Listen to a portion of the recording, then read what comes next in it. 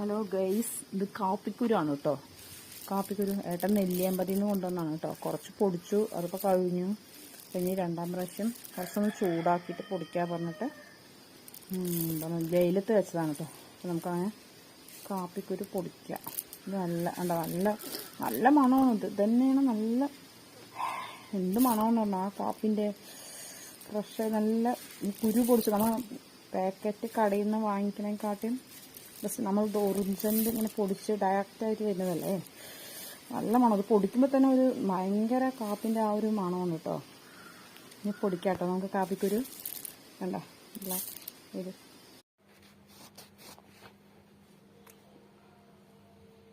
കാപ്പി പൊടിക്കുന്നത് കേട്ടോ. കാപ്പി പൊടിച്ചുകൊണ്ടിരിക്കുകയാണ്.